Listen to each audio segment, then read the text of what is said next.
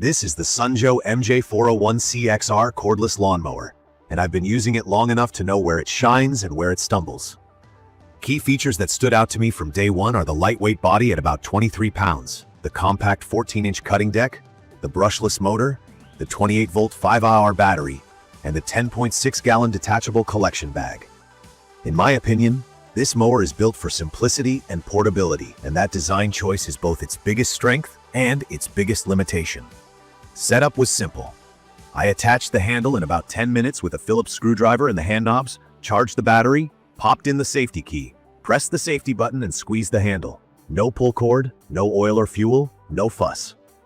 If you've been fighting a gas mower for years, this feels like a relief. The startup is smooth and the sound is closer to a big fan than a small engine. I could hold a conversation while mowing, and I didn't smell like exhaust when I finished. From my experience, that alone makes yard work feel less like a chore. Out on the lawn, handling is where this mower feels great. It's light, so turning around flower beds, edging along narrow paths, and zigzagging around landscaping isn't a workout. I could pick it up to hop a step or reposition on the patio without breaking stride. If storage space is tight, the folding handle makes it easy to tuck away, and the compact footprint makes sense for a shed corner or against a garage wall. Cutting performance depends heavily on how you use it and the condition of your grass. The brushless motor ramps up when it hits thicker patches, which you can hear as it spins faster under load. On a maintained, dry lawn, I get a clean cut. It's not a heavy-duty chop, it's more like a tidy trim. When I let the grass get longer than usual or tried to mow when the lawn was slightly damp, I ran into stalls. The mower stops to protect itself, and I had to release the handle and start again. Walking a bit slower helps, and taking a second pass in the opposite direction helps even more. Still, this is not a mower I'd grab to knock down a week of overgrowth. It wants routine maintenance cuts, not rescue missions. The height adjustment is basic. There are 3 positions, and even on the highest setting, the cut is lower than I prefer during hot weeks when I like to keep the grass a little taller. If you prefer a lush, higher cut, you might find it trims a bit close, especially on uneven spots. I learned to avoid scalping by staying off the lowest setting and being careful on bumps and edges. About the bag, the 10.6-gallon collector attaches and removes easily, and on short clippings it fills decently. On thicker or slightly moist clippings, I noticed the chute can clog before the bag is truly packed, which means emptying more often than the size suggests. Sometimes, I leave the bag off and let the clippings discharge when I'm just taking a little off the top. That keeps the airflow moving and saves time, but you'll see light clippings on the lawn afterward. Battery life is where expectations matter. The marketing language about square footage can be confusing, so I time my sessions instead. From my experience, the runtime lands around 30 minutes per charge on average. On easy, dry grass, I've stretched a little longer. On heavier patches, I've cut that short. If your yard is small and you mow often, that window is enough to cover a typical trim. If you need more time, you'll either split the job or risk pushing the battery hard in tough grass. Charging is the part I underestimated. The battery on this model is integrated, so you plug the mower itself into the wall. That's fine if you have an outlet in the garage or shed, but it's inconvenient if you don't. I've had to clean the mower and bring it to a place with power after mowing, and that routine gets old. A removable battery would make life easier. If you're thinking about this model, make sure you have a practical charging spot ready. Durability is mixed in my experience, and from what I've seen among other owners.